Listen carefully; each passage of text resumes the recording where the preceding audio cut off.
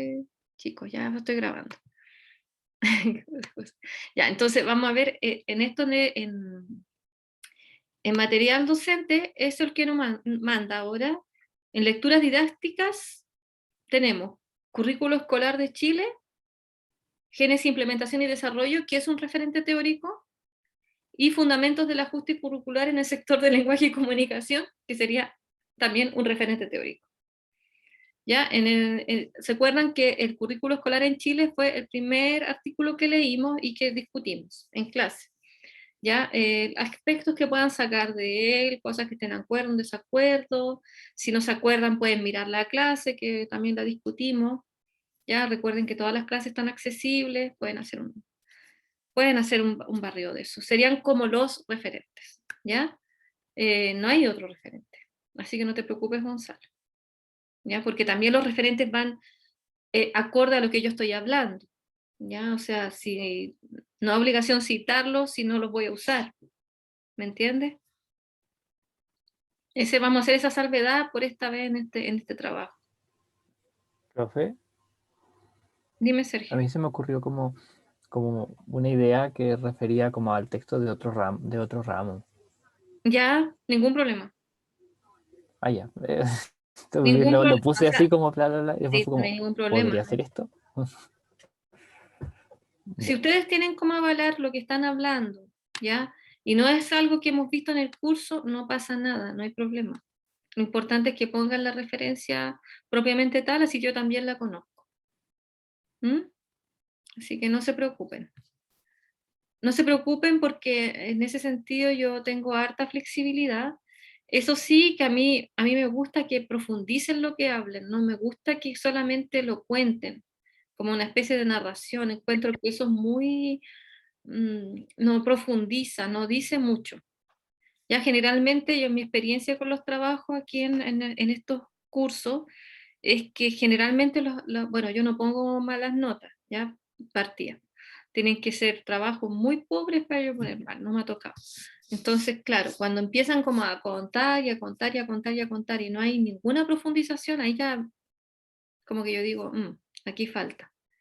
Me ha pasado que hay gente que solamente describe. Entonces, si ustedes se fijan en la rúbrica se basa un poco en esa experiencia. Entonces, hay una parte de la rúbrica que dice describe o narra, nada más. Y eso es muy, muy, muy inicial, en una etapa muy inicial. Entonces, eso es lo que en el fondo traten de siempre, de lo que vayan a contar, traten de avalarlo, profundizarlo de alguna manera. Nada más. Eso. Bien, mira, cualquier consulta que tengan, igual me puedan enviar un correo, yo no tengo ningún problema. ¿Mm? En relación a la misma rúbrica. Creo que habíamos determinado, si no me equivoco, ya por favor corríjame, en esta primera evaluación no iba a haber autoevaluación. En esta primera, ¿sí? Creo que no. No me recuerdo haber llegado a ese acuerdo y tampoco estaba en la pauta que hicimos los colegas. Pero sí, en la última evaluación sí va a haber autoevaluación, ¿ya? Así que eso es importante. Bien, ¿qué vamos a ver en la sesión de hoy día? Ya pasando a la sesión de hoy día y la vamos a tratar de hacer en tiempo récord. Me fijé que nadie descargó el texto, no sé si lo habrán leído. La idea es que hoy día vamos a trabajar las estrategias discursivas que propuestas por Conjo en Rubia, que son bastante interesantes, en relación al trabajo que ya estamos entrando. Y hago una síntesis muy rápida del sentido del trabajo que estamos llevando. Para gente que dice no entiendo para dónde va este curso, es lógico, es normal que pase porque es un curso muy de introducción, es bastante general, como que aborda la didáctica en general, no tanto la específica, entonces generalmente nos perdemos. Para sintetizar, nosotros hemos visto el aspecto del currículum para ya entrar en materia de lo que son los programas y las unidades, porque ahora en la experiencia de práctica que están llevando, yo creo que se evidencia mucho más ese trabajo con el currículum. ¿Me equivoco o no? Se evidencia en cuanto a objetivos, a unidades. Por ejemplo, Gonzalo me contaba de una experiencia que tuvieron que implementar en una clase, me imagino que se tuvo que basar en algún objetivo. Sí, entonces, claro, esa mirada era importante. Fue breve, sí, pero no significa que no la volvamos a ver. Ya, obviamente que vamos a continuar con eso. Y lo que estamos haciendo ahora es abordar las estrategias y dinámicas dentro del aula, o sea, el tema del diálogo, cómo entendemos el aula, el escenario, los participantes, los roles, y para eso habíamos analizado el tema de Himes, la clase anterior, en cuanto a cómo se daban estas dinámicas dentro de un aula de estas características, y nos dábamos cuenta que eran muy diferentes. Entonces la idea era ver de qué manera, ¿cierto?, se daba este modelo en un aula de estas características, porque el aula que vamos a enfrentar, quizá el segundo semestre, ¿ya? Yo veo un retorno a la presencialidad, lamentablemente algo muy lejano, ¿ya? Porque estamos en paso a paso, este famoso paso a paso. Entonces, hoy en día, por ejemplo, la Florida está en fase 3, pues imagínense. O sea, yo te juro que tengo ganas de armar una mochila y irme a la Florida a vivir un rato para ser libre, libre soy, ¿cachai? porque, porque imagínate, ya están en fase 3, ¿ya? Pero Pudahuel, por ejemplo, está en fase 1. Eso implica que estamos en cuarentena. Yo quisiera saber cuántos aquí ya están con clases híbridas. Yo sé que hay gente que está con clase híbrida, Benjamín, por ejemplo. No sé si quieren contar brevemente cómo ha sido esa experiencia. Pensémoslo cómo lo presenta James en cuanto a los roles, el espacio, la situación, etcétera. ¿Cómo ha sido esa experiencia del híbrido? Benjamín, ¿nos puedes contar un poquito? Porque yo sé que estás con tu compañera, Patti, creo que son los dos. No, con Anita. Tú estás con Anita, Anita no está en este minuto en la clase. ¿Cómo ha sido esa experiencia? ¿Cómo han visto esto desde el ámbito, no solamente experiencial, sino también el aspecto teórico en cuanto a cómo se dan estos roles? Ha sido bien complejo, yo creo, pero no sé, como que empiezan a estar en el mismo tiempo muchas cosas y lo que yo he visto o lo que he sentido es como que la profesora ha tenido que seguir como lo que estaba haciendo más o menos cuando teníamos clase online, pero solo que desde la sala y con gente también en la sala. Entonces como que no ha cambiado mucho la metodología desde que empezamos híbrido. Solo el tema del espacio, que está con gente en vivo y gente en el computador. Pero como que no da el híbrido no da como para tener una clase más presencial de verdad. Como que sigue siendo una clase online, solo que con gente. Como que el híbrido no significa una reestructuración de lo que hablamos la clase pasada, de los nuevos roles, las participaciones. Eso del modelo speaking, yo creo como que de alguna manera sigue tratándose como en una clase online normal, porque hay gente en el computador y se deja un poco de lado a los que están presentes, yo creo, o como ese diálogo que hay con la gente presente. Encuentro la clase híbrida para mi gusto es sumamente compleja, primero porque inédita, es un escenario completamente inédito. Me siento y me pienso como profesora en un espacio de esas características y la verdad es que no sé cómo podría hacerlo, sinceramente. O sea, creo que implica una visión y una gestión del aula de dos dimensiones, y es bastante complejo, no inabarcable, o sea, de alguna manera se puede realizar, pero que implica de todas las partes una gran gestión. Y no sé si la escuela ha estado trabajando en esa cuestión. Puede que sí, puede que no, ya porque estamos con el tiempo encima y con muchas cosas que van. Vivimos el día a día, vivimos el día a día. No sé quién más tiene experiencias híbridas, aparte de Benjamín y Anita. O en este minuto están todos con clase remota. Nosotros supimos que estaban discutiendo la vuelta a clases presencial, como en el consejo de profes de lenguaje, pero como que no llegaron como a ninguna conclusión así como, sí, vamos a volver a clase tal día o no, sino que como es tan grande el colegio, como que entonces no, como que estaban comunicando de que dirección estaban ya como discutiendo el tema de volver a clases presenciales y todo eso. pero yo no sé si allí tienen la modalidad de híbridas. Porque según es como cachado, todos los profes están como desde sus casas y el colegio como que no sé si tenga como la platita para tener como computadores para todos los profes, internet bueno en todas las salas. Entonces como que no sé si vaya a haber mixtas. Que ese es el punto. Te fijas que exige una infraestructura, exige un dinero, una implementación completa. Hay escuelas que la realizaron antes, en marzo, debido a los anuncios del ministerio, y se quedaron ahí. Pero hay gente que no sé si alcanzó a hacer esa implementación.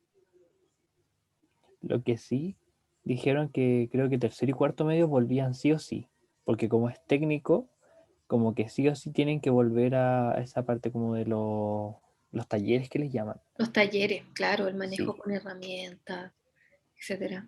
en el colegio de mi hermano chico tenían clase híbrida en marzo y fue como las pelotas, porque es que justo quedaba el colegio como que justo quedaba en una zona de muy mala recepción, entonces justo las salas como de básica ninguna tenía conexión a internet, entonces el profesor tenía que hacerle clases presenciales a los niños en la mañana y luego volver a hacer la misma clase en la tarde para los niños, pero desde su casa. Entonces como que no eran al mismo tiempo. Tenemos para hacer un libro con todas estas experiencias. Yo te digo que las escuelas han hecho, pero tremendo esfuerzo además. Le exigen a las escuelas una tecnología que requiere muchos recursos. Y no todas las escuelas. Y aquí vemos tanta brecha, tanta desigualdad que hay. Imagínate que hay escuelas, por no decir algo, por ejemplo, en la misma que yo trabajaba, en Las Condes, tenía eso mucho antes, teníamos conexión a internet en la sala, imagínate. Y era una escuela municipal. Entonces, claro, ahí tenemos las diferencias que hay en las comunas. Es bastante amplio y complejo el tema, y yo agradecería siempre, como en las clases, comenzáramos con un espacio de discusión de nuestras prácticas, de cómo las estamos visualizando, etcétera.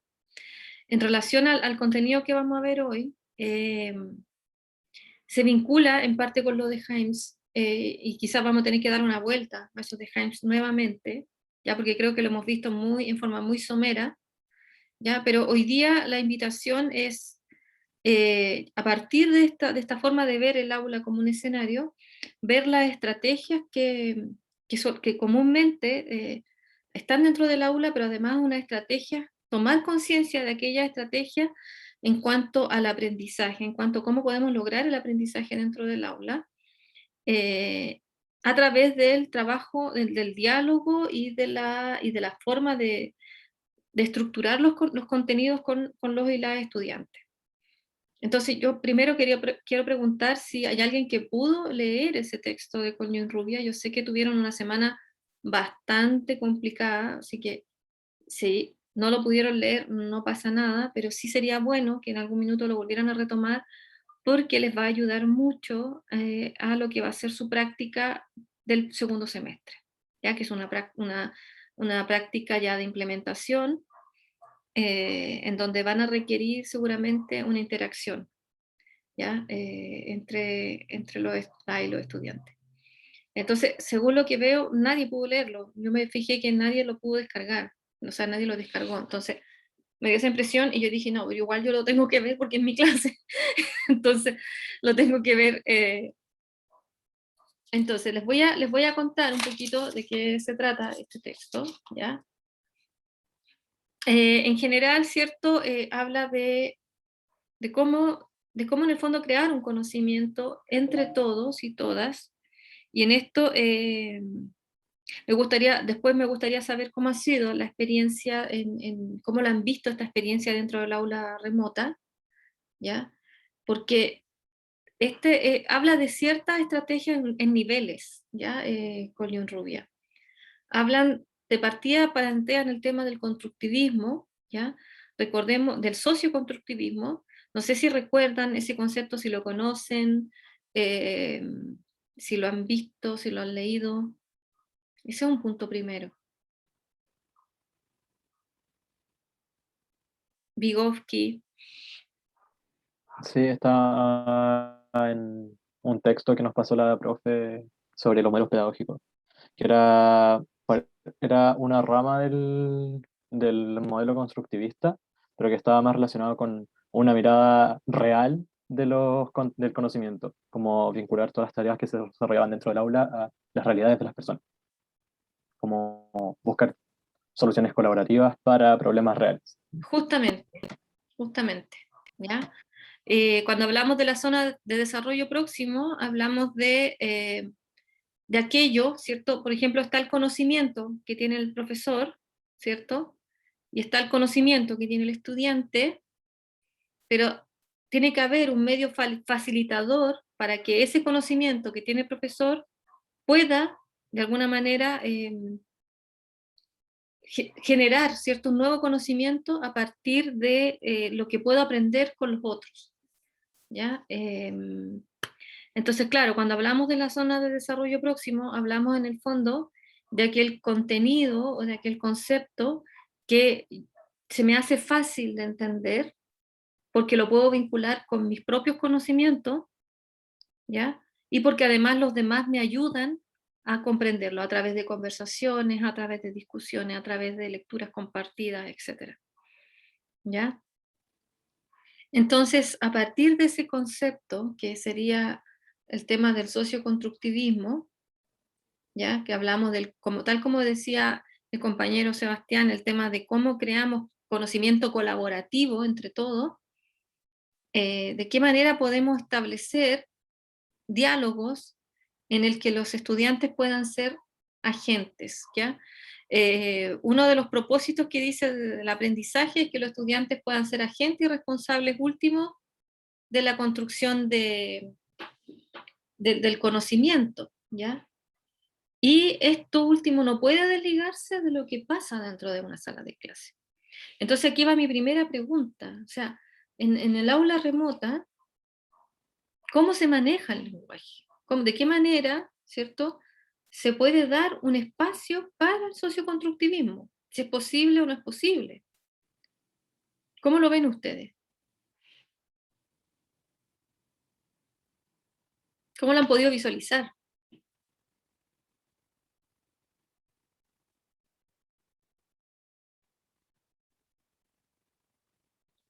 Seba, tú ibas a decir algo, ¿no? En mi caso personal, en la práctica, justo hoy día estábamos revisando el tema de los trabajos pendientes porque el final del trimestre y la mitad del curso, o más de la mitad del curso, no había entregado ningún trabajo y como mirándolo desde afuera, siento que a través, como en el aula virtual, se intenta mantener como esta centralidad de los trabajos de lectoescritura, como desaprovechando otras TIC que podrían usarse como, no sé, organizadores de texto o editores de video, hacer cosas más dinámicas, no tanto como letras, letras, letras y más letras, que es como lo único que ven, y no hay como material didáctico. A mí me parece tan interesante lo que tú dices, ¿ya? Porque creo que un aspecto de esto del socioconstructivismo tiene que ver un poco con lo que saben nuestros y nuestras estudiantes. ¿Qué es lo que saben? ¿Qué es lo que conocen? ¿Cómo aprenden? ¿Ya? ¿Cómo aprenden? ¿Te fijas? Entonces, nosotros y nosotras como profesores y profesores tenemos que estar siempre atentos a esa mirada, porque ¿qué pasa? Que nosotros tendemos, ¿ya?, a centralizar las acciones del aula. Es en el sentido de ser protagonistas. Por ejemplo, en esta misma sesión y en las sesiones que se dan en aula remota, yo te digo como profesora, siento que no le puedo dar tanta agencia a mis estudiantes. Y eso a mí me produce una enorme frustración, porque me vuelvo una persona monotemática, que lleva y habla todo el tiempo, y los demás escuchan, y eso aburre un montón. O sea, ¿quién aprende así? ¿Te fijas? Esa es una de las primeras preguntas que me hago. Quizás yo misma no estoy llevando a cabo una gestión de forma tal que ustedes se sientan implicados y implicadas en lo que estamos realizando, por ejemplo. Y esa es una crítica hacia mi persona, o sea, una autocrítica. ¿De qué forma yo incluyo los saberes de mis futuros profesores dentro del aula? ¿Te fijas? Dentro de esta aula remota. Entonces esa es una tarea para mí, tarea para la casa. ¿Te fijas? Pero en parte este texto plantea eso, plantea de qué manera nosotros podemos negociar los conocimientos, ¿ya? Y para ello parten desde una manera de cómo poder situar esta discusión. Y una de las formas en que se puede situar esta discusión es la relevancia que tiene el lenguaje, ¿ya? Y esto también nos remite a de nuevo a Himes, de cómo, ¿cierto?, establecemos los diálogos dentro del aula. Cómo establecemos las preguntas, cómo establecemos los silencios, y en ese sentido podemos ser mediadores, ¿ya? A eso me... Entonces, claro, lo que apunta en este texto en particular es... Mi perra justo se pone a ladrar, así como que me interrumpe. Trufa, cállate. ¿Quieres venir aquí a hacer la clase conmigo? Se pone a dormir al lado mío, ladra por cualquier cosa. Ya. Entonces, en relación al lenguaje, es muy importante y me gustaría que... Espera, se me dio...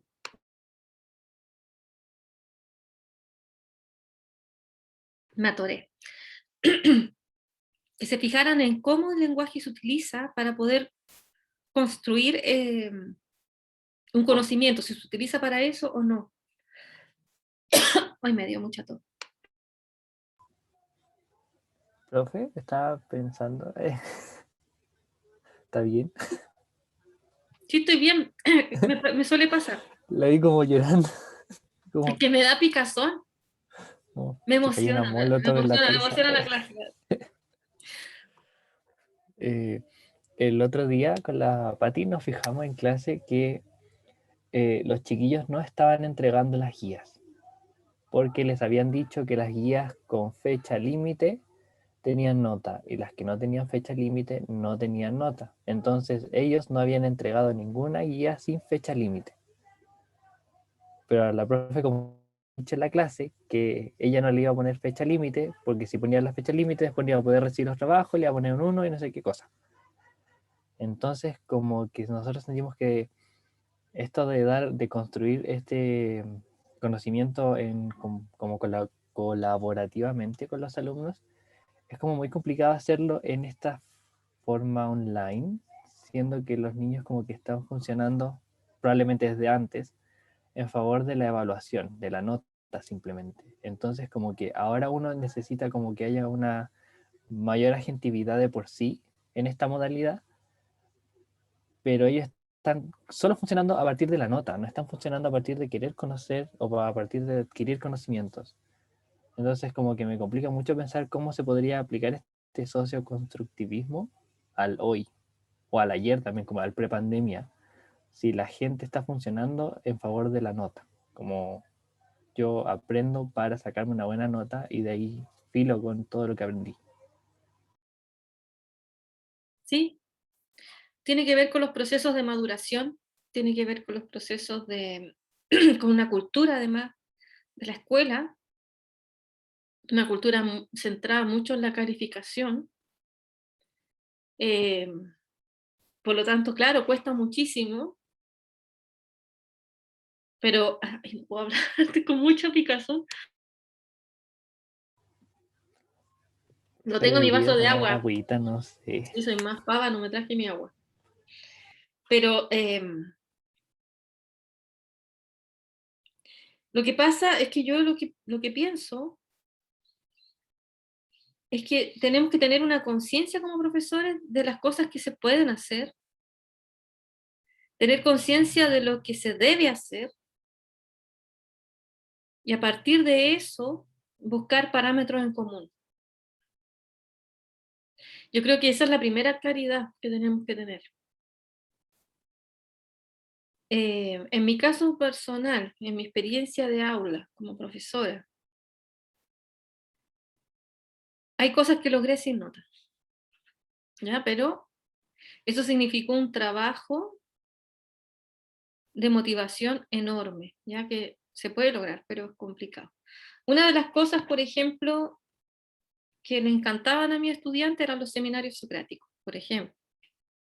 ¿De qué se trata eso? Se trata de dar un texto, que lo vean en su casa, pero claro, había nota, ¿te fijáis? O sea, ve ese texto, pero hay nota. Ya, y pese a eso, aún así me llegaban 10 seminarios hechos, o sea, como pensado. De esos 10 seminarios, 10 nomás entraban al círculo de conversación y el resto se quedaba fuera. ¿Y el resto qué estaba haciendo? Se ponía a trabajar en lo que no trabajó en su casa, ¿te fijas? Al momento de escuchar las discusiones y las conversaciones, estaban con tantas ganas de entrar, pero no podían entrar porque no habían hecho la actividad, ¿te fijas? Entonces, a medida que terminaban la actividad, podían entrar. Y cuando entraban, se sumaban a la participación. Esa participación tenía autoevaluación y heteroevaluación. Todo era evaluado también, igual. Pero les quiero contar que a los cabros les gustaba tanto esa cuestión, tanto discutir los textos, y eran poesías, imagínate, texto, poesía, un texto narrativo, etcétera. Odiseo, la sirena. Cuestión que quizás nunca le iba a interesar, le interesaba, la discutían. Y luego, para finalizar, tenían que hacer una postproducción, que generalmente era una especie de ensayo, muy chica, una plana, dos planas, sobre las impresiones del seminario, qué cosas habían logrado, etcétera, en la discusión. Pero era una conversación muy rica. ¿Qué pasa? Que a mí un colega una vez me dijo, yo, Lorena, te admiro, porque resulta que se terminaban las clases y ya no había más notas.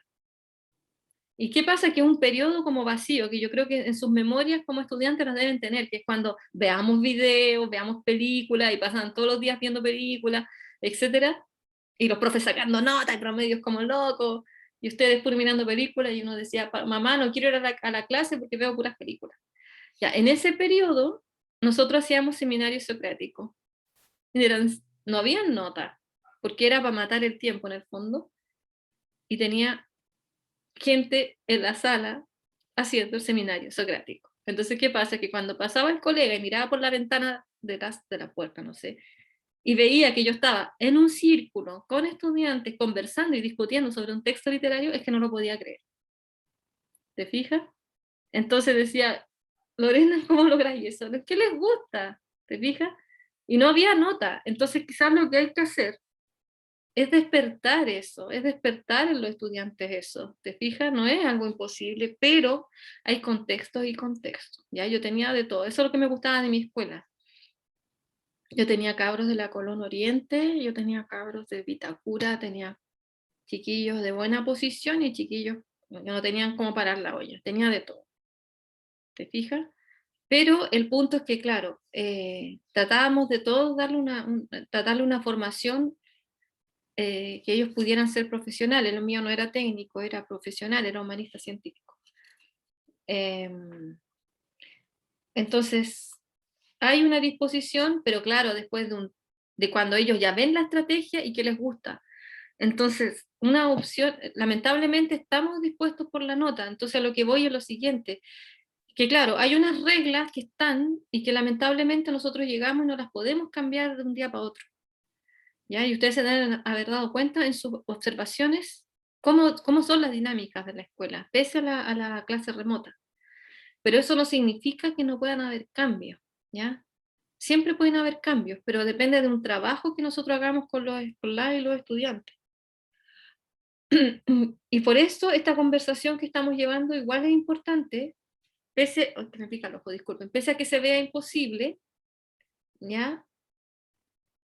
Si yo lo digo en la clase, y ahí hay una vehemencia quizás en mí, no sé, que si yo digo como profesora, como didacta, no digo este aspecto es bueno que lo vean mis estudiantes, es porque sé que de alguna manera es posible. O sea, yo creo en eso. ¿Te fijas? ¿Qué pasa? Y aquí remito al texto del profesor Quemado, que esta pandemia ha hecho que varios colegas estén en esa disyuntiva. A mí me da la impresión. Y eso hace que se dificulte mucho el tema de cómo lograr. Si yo no soy capaz de ver a mi estudiante, ver su cara, escuchar su voz, ver sus gestos, expresiones, es más difícil, es mucho más complejo. Entonces, claro, en estos minutos, pedir cosas que no estén evaluadas, que no estén calificadas, perdón, con nota, es muy fácil que los estudiantes no las hagan. ¿Te fijas? O sea, estamos en un proceso bastante complejo en el que tratar de lograr que comprendan el sentido es medio difícil. Pero yo creo que si ustedes hacen un buen trabajo en cuanto a recuperar esos saberes que están ahí y hacer que tenga un sentido para ellos y ella, y ellas en caso, ¿no? Yo creo que se podría lograr algunas cosas sin nota. Porque hay escuelas que funcionan solo con notas, solo con notas. Es algo muy complicado, ¿ya? Y choca profundamente con lo que estamos viendo, por ejemplo, en evaluación, ¿ya? Que estamos justamente, en este minuto ya van a entrar en terreno de la evaluación para el aprendizaje, por ejemplo. No sé si ya lo estarán viendo. Pero van a entrar en la evaluación de ese mecanismo y ahí van a surgir más preguntas. ¿Te fijas? Porque la evaluación para el aprendizaje es trabajar dentro del proceso, sin nota, para trabajar justamente a que nuestros estudiantes aprendan. Entonces eso que dice Sergio sí, es muy común y es muy complejo. El tema de las décimas, por ejemplo. Cuaderno de décimas. No trabajan si no es para la nota, eso no puede ser. Pero son chicos, son inmaduros, son inmaduras. Yo creo que hay que tenerlo en perspectiva, hay que ser realistas, pero también, como decían en el 68, seamos realistas, pidamos lo imposible. O sea, yo creo que se puede trabajar para lograr una implicación de las y los estudiantes.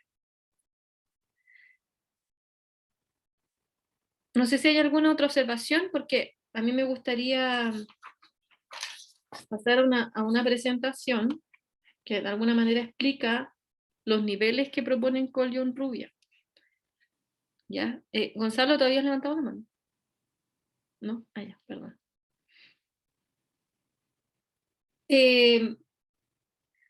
Solamente para mostrarlos y ver de qué manera, ¿cierto? Yo creo que estos los vamos a seguir trabajando de todas maneras, ¿ya? Porque, ¿cómo se llama? Como viene el segundo semestre, ya casi lo tenemos encima. Ahora, esto también, todo lo que estamos viendo, por ejemplo, lo que hemos visto de Himes, lo que estamos viendo de Collion Rubia, va a ser solicitado de todas maneras o sea, no como solicitado, pero de alguna manera sería ideal que lo pudieran considerar dentro del trabajo final, como un proceso de observar también lo que está sucediendo dentro de esta aula de tipo remota.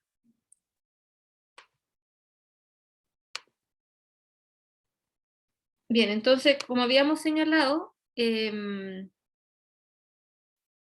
parten de esta premisa del socioconstructivismo que yo diría, y en eso estoy de acuerdo con Sergio, que es un tema que es muy difícil, pero no imposible, o sea, se puede lograr en medidas, pero lo más importante de lo que nos dice Colin Rubia es que tomemos conciencia de nuestro papel como profesores y profesoras, de nuestros roles, ¿ya? De cómo establecer preguntas, por ejemplo, de cómo enfrentar el aula, y eso va más allá de, de cómo cómo implicar, por ejemplo, a los y las estudiantes en lo que están aprendiendo, les puede ayudar, ¿no? Pero es importante saber qué es lo que tenemos que hacer dentro del aula, considerando que algunos ya están teniendo experiencias de implementación. Espérense, estoy mirando. Ya, entonces, lo primero que nos habla en relación a este socioconstructivismo con John Rubia es que nosotros, cada integrante del aula, tanto los estudiantes como el profesor, que serían como los grandes integrantes, y disculpen que utilice el género neutro para expresarme, cada uno tiene conocimientos parciales, tiene lagunas parciales o podríamos decir pequeños conocimientos ¿ya? Los estudiantes, las y los estudiantes tienen un conocimiento y el profesor o la profesora tiene un conocimiento, ¿ya? El punto es que cómo ese conocimiento se construye entre todos. Entonces, una de las primeras cosas que nos señalan es que tenemos que conectar nuestras representaciones con las de los estudiantes. Y para ello se requieren fórmulas adecuadas. ¿A qué se refiere este primer punto? Ya, resulta que, por ejemplo, yo misma, ya, yo tengo una idea en este minuto. Tengo una idea de, mira, los chiquillos, las chiquillas necesitan saber cómo llevar estrategia al aula. Cómo conversar en el aula. Eso es lo primero, cómo establecemos el diálogo. Ah, yo lo entiendo así. ¿Pero lo entenderán a sí mismos ellos y ellas? Entonces, ¿cómo busco la fórmula? Para ejemplificar eso se me ocurrió este video, no sé si lo conocen, un personaje, me imagino que lo conocen, que quizás es lo que puede estar pasando y lo que pasa siempre dentro del aula, que en el fondo nosotros nos pensamos en un conocimiento y lo comenzamos a transmitir, ¿ya? Pero no sabemos realmente lo que está pasando ahí. El boliche se juega en una mesa que debe tener algo así como 20 metros de largo. Para contextualizar, primero, no sé si conocen El Chavo del Ocho. Sí. No sé si ubican este capítulo. Para contextualizar, ¿sí? ¿No? Don Ramón, o sea, el Chavo quiere aprender a jugar bolos, le regalan una bola de boliche, el señor Barriga le regala una bola de boliche, y no sabe cómo jugar bolos, ¿ya? Cómo se juega, no sabe. Entonces don Ramón le explica cómo es el juego de los bolos, ¿ya? Y eso es lo que está haciendo en este minuto. No, me dicen si lo escuchan bien, porque lamentablemente, este era un video que estaba más o menos claro, pero el audio es como que está medio rarito. El boliche se juega en una mesa que debe tener algo así como 20 metros de largo. Bueno, quizá un poco más, un poco menos. De todos modos, al final de la mesa hay 10 pinos. Y el objetivo del juego consiste simplemente en derribar esos pinos con la bola. O sea que gana el juego el que derriba más pinos. ¿Entendiste? Sí. Ahora te voy a enseñar la técnica del lanzamiento. Me encanta. Es muy bueno. Es que siento que pasa todo el tiempo. Ay, perdón. Ya, entendieron lo que pasa, ¿no? ¿Sí? Me digan, sí, sí entendí. Cuando pasa esto, ya, y yo misma, discúlpenme que haga un ejercicio, ya, pero lo voy a hacer, ya. Y esto como una estrategia. Entonces, amablemente le voy a hacer una estrategia que la hacen algunos profesores, que a los estudiantes no les agrada, pero a veces lo tenemos que hacer por un tema de tiempo y porque estamos en un aula bastante compleja. Entonces, le quiero pedir quiero pedirle a Álvaro, si es que están conectados, porque no lo sé. Sí. Álvaro, si nos puedes, quiero que me cuentes qué es lo que entendiste de lo que acabamos de ver. O me cuentes qué es lo que qué te pasó por la mente cuando viste esto. Cuéntamelo. Me acordé de otro capítulo, que es cuando le enseña a tocar la guitarra, que es muy parecido, y que el chavo toma todas las instrucciones de manera muy literal. No las conceptualiza con un deporte, o cuando toca la guitarra con la posición de la guitarra, o con las concepciones del juego, sino que con lo que dicen las palabras. Uh-huh. Es complicado tener cuidado con formar imágenes correctas en la cabeza de los niños. Gracias, Álvaro. ¿Alguien que quiera complementar lo que dijo Álvaro?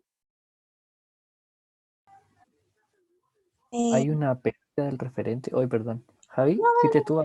No, dale tú. No, iba a decir algo muy pequeño, que es como el tema de la interpretación, de cómo interpretamos lo que nos dicen, pues algunas personas interpretan diferente según su propio imaginario también. Sí, hay problemas como de comunicación. Justamente, y eso nos remite de nuevo a James. Sergio, ¿tú algo querías decir? Bien. Que había una pérdida del referente como entre los dos, pues como que cada uno tenía su propio referente y no había como un marco común en el que los dos se estuvieran moviendo. Eso. Súper bueno. Miren, fíjense lo que yo acabo de hacer. Es, en vez de preguntar, ¿entendieron? Hice una dinámica de preguntar directamente y que hicieran una reelaboración. ¿Ya? Es la única manera que tengo de comprobar si se está entendiendo o no. Entonces, por ejemplo, pensando en Don Ramón, tratando de enseñar a jugar boliche al chavo, ¿ya? Y basándome en lo último que dijo el compañero, ¿no? En cuanto a los referentes que maneja cada uno. ¿Se le ocurre a ustedes alguna estrategia que tendría que haber implementado Don Ramón para que el chavo lo pudiese entender? ¿Alguien se le ocurre alguna estrategia? Podría haber hecho como el movimiento o explicarle cómo, no sé, ser como un poco más, Dibujarlo, pienso yo. claro, claro, como de concretizar un poco de qué está hablando así, como para que se entienda no sé cómo decirlo de mejor manera, pero no, eso. Sí, no. Sí, sí, te entiendo. Y me parece buena idea, por ejemplo, los movimientos, por ejemplo. También podría haber sido dibujándolo. ¿Qué otro aspecto podría haber considerado don Ramón? El ejemplo, como usted lo hizo en esta clase, igual. Es un ejemplo bueno. O sea, es muy diferente dar un ejemplo malo porque nadie lo va a entender. En cambio, un ejemplo bueno lo van a agradecer y lo van a entender rápidamente. La explicación posterior. Ujú. También. Y también lo otro que podría haber hecho don Ramón es quizá haber indagado qué es lo que sabe el chavo del boliche. ¿Ya? ¿Qué entiende él por una mesa? ¿Qué entiende él por un pino? ¿Me comprende?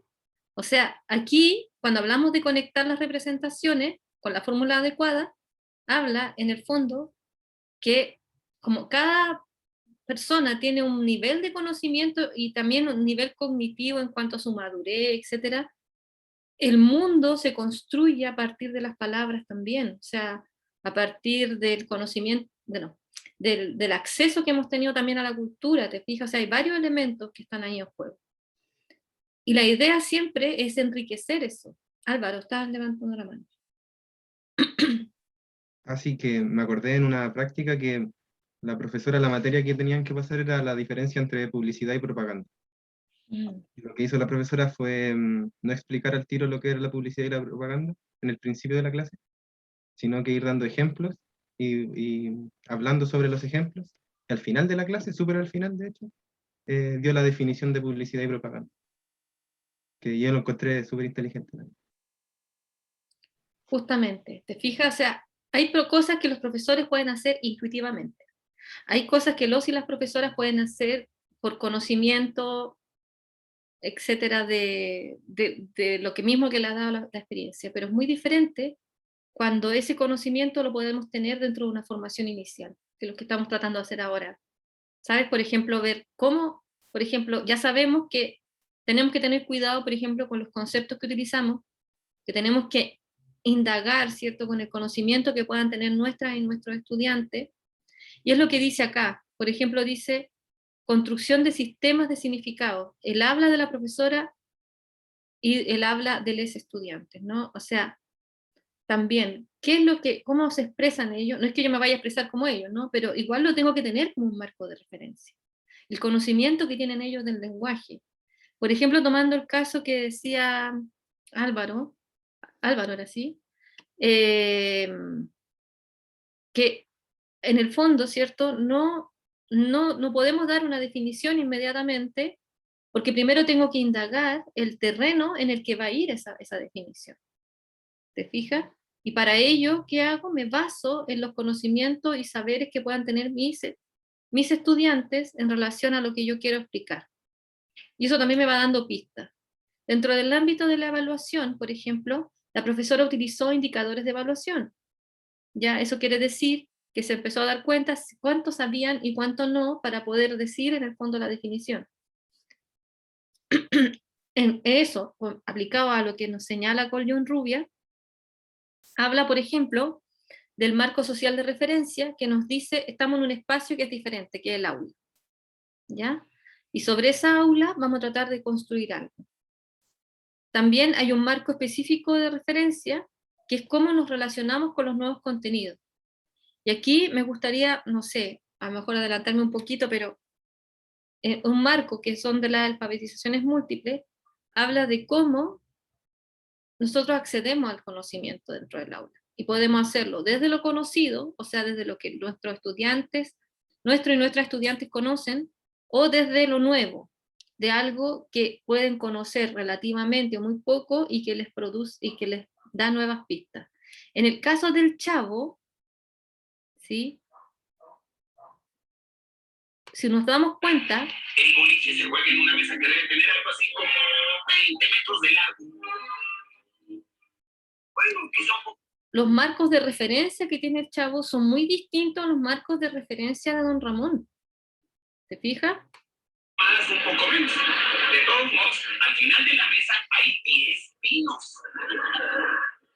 Y el objetivo Por ejemplo, en esta parte, cuando dice recurrir al contexto extralingüístico inmediato, es que tenemos que ir indagando en aquellos conceptos que nuestros y nuestras estudiantes no saben. Por ejemplo, lo mismo que decíamos, ¿qué es para ti pino? ¿Qué entiendes tú por pino? Yo entiendo pino un árbol. Ya, pero existen otras formas de pino, ¿no? No sé cómo le dicen acá a los se parece que también se le dicen pinos, ¿no? A los de los bolos. ¿Mm?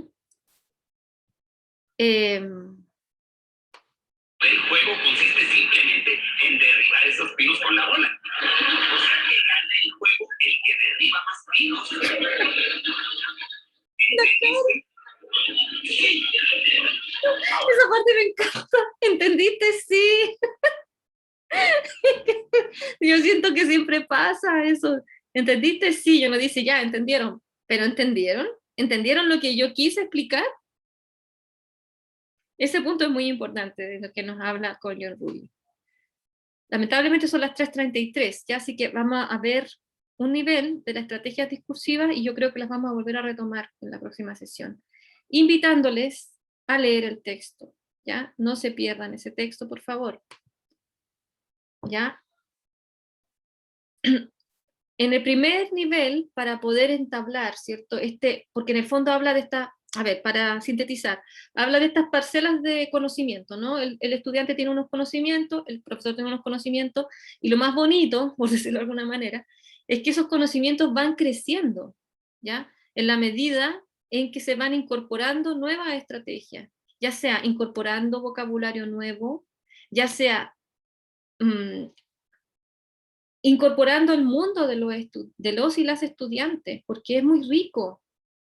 A mí no me cabe duda que en las sesiones que ustedes han estado, siempre se aprende algo, pero ustedes son los que aprenden más, los profesores y profesoras, son los que aprenden más con los y las estudiantes, ya sea por lo que dicen, etc.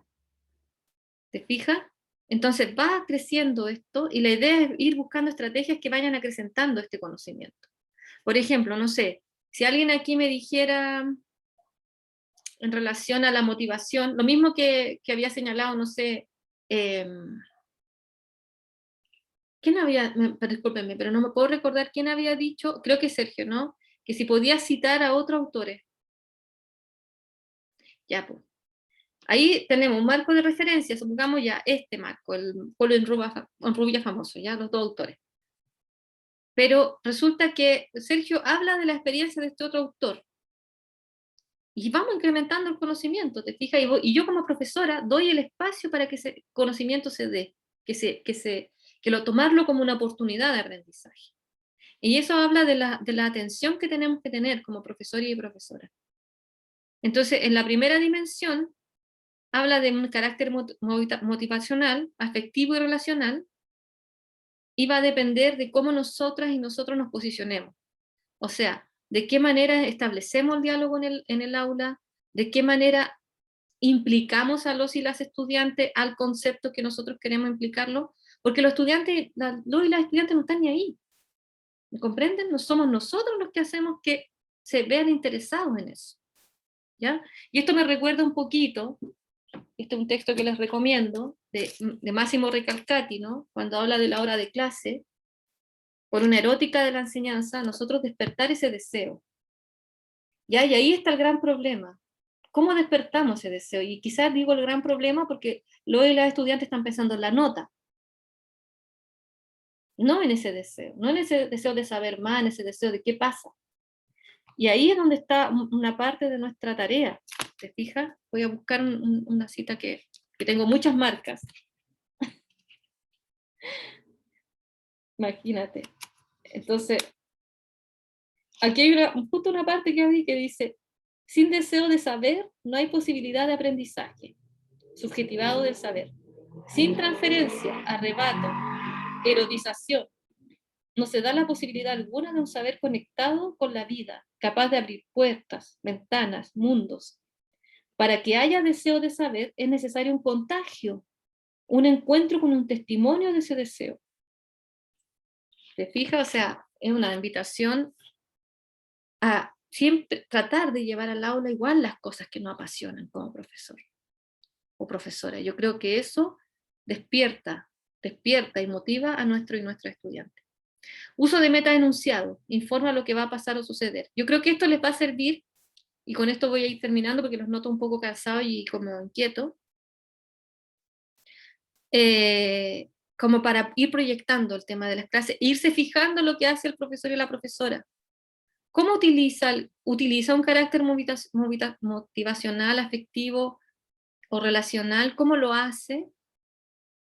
Usa métodos enunciados, por ejemplo, informa lo que va a pasar o suceder, da un marco de significado, contextualiza. Y aquí hay un ejemplo de cápsula. Este es de un profesor que fue invitado el año pasado, de hecho está dentro del texto que sacó Didácticas de la Proximidad sobre la mesa social COVID-19, que fue una de las experiencias importantes e interesantes dentro de la pandemia en relación a las cápsulas, el aprendizaje que se hacía fuera del aula. Hola chicos, espero que estén teniendo un muy buen día. Mediante este video vamos a profundizar en las distintas actividades que están presentes en el recurso de apoyo de la lección número 11, para que así las puedas desarrollar de una muy buena manera. En la sesión del día de hoy nos vamos a adentrar en una palabra muy importante, la identidad, y vamos a continuar lo que habíamos iniciado en la sesión anterior. Vamos a seguir conociendo respecto del documental Genoveva, creado por Paola Castillo. El objetivo del día de hoy es leer un texto no literario para contextualizar e interpretar la letra de una canción, en específico el tema principal de este documental. Recuerda anotar en tu cuaderno el título y el objetivo de esta lección. Si ya terminaste, avancemos. Actividad número 1. Y en el objetivo anticipamos que vamos a terminar conociendo la letra de una canción del documental Genoveva. Esta canción se llama Canelo Sagrado. Entonces, la primera actividad que vamos a realizar es buscar el significado que tiene este árbol, el canelo, para el pueblo mapuche. En el recurso de apoyo te dejé un link directo a una página que ofrece esta información, pero no se trata simplemente de transcribir todo lo que aparece allí. Lee lo que se refiere a la simbología de este árbol para el pueblo mapuche, comprende esa información y luego, de manera sintetizada, explícala en tu cuaderno. Bien. Bueno, les invito, este link yo lo voy a subir, les invito a ver esta cápsula porque realmente es muy buena en cuanto a cómo sitúa el profesor el tema del contenido que se va a ver. Vamos a terminar la clase con alguien que quisiera señalarme, ¿no? De qué manera pudieron percibir esto último que acabamos de mencionar, el tema de la dimensión, el uso de metaenunciados y dar marco a significado. En grandes rasgos, por favor.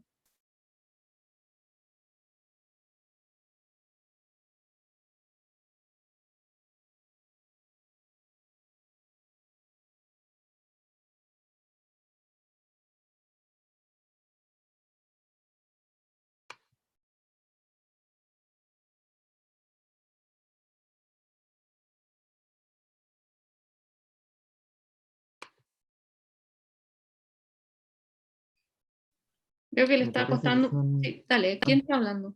Benjamín. No, yo iba a decir que me parece que son 3 elementos básicos para propiciar un buen aprendizaje. Ujú. Eso. Ok. Ahora, ¿cómo, si ustedes se fijaron, ¿cierto? El profesor,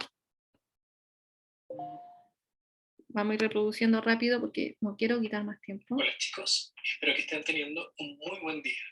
Saluda, ¿cierto? Desea, qué sé yo, que estén bien, etcétera.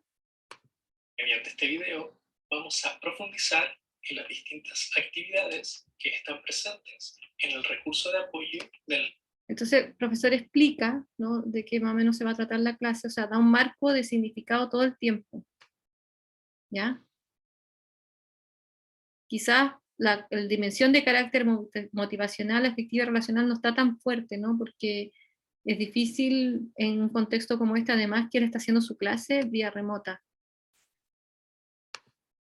Lo que habíamos iniciado, Sigue dando un marco de significado, ¿cierto? avancemos. Actividad número 1. Busca en internet qué simboliza el árbol canelo para el pueblo mapuche. Y ahí está dando un uso de meta enunciado, aparte de informar lo que va a pasar a suceder, ¿cierto? También trabaja, ¿cierto?, con aquellas palabras, y creo que ahí me remito a otro, no a este punto específicamente, sino también al uso de ir acrecentando el vocabulario de los y las estudiantes. Bien. Esto lo vamos a continuar viendo en la próxima sesión, voy a dejar de compartir. Ahora sí les voy a solicitar que por favor lean el texto, ¿ya? Nos vamos a alargar un poquito, creo que vale la pena, ¿ya? Vean el texto, léanlo, es bastante interesante, y me gustaría mucho que pudieran hacer la actividad sincrónica que yo había colgado, que después yo les envié un correo, les dije no la hagan porque estaban súper atareados, qué sé yo. Me imagino que ahora van a estar un poquito más despejados y despejadas, así que si pueden trabajar con su compañero o compañera de práctica, si pueden, ¿no? Porque hay algunos que están haciendo duplas, pero con la otra sesión. ¿Ya? Sería muy bueno, ya que pudieran trabajar ese texto y discutirlo con el compañero. Y bueno, nosotros hemos avanzado bastante, pero faltan a ver algunas cosas. Bien, son las 15:43, no les quiero quitar más tiempo, sé que están bastante preocupados por otras cosas que no es específicamente esta sesión, así que yo creo que vamos a dejar esta clase hasta acá. Cualquier consulta o duda que tengan, por favor me envían un correo. Por mi parte voy a volver a recalcar esta última parte de la sesión. Espero que esta clase haya despertado algunos elementos que a lo mejor estaban conscientes o no tanto. Así que la invitación es seguir en esto, seguir en cuanto a cómo propiciar un diálogo efectivo dentro del aula. ¿Ya? Muy bien, chicos.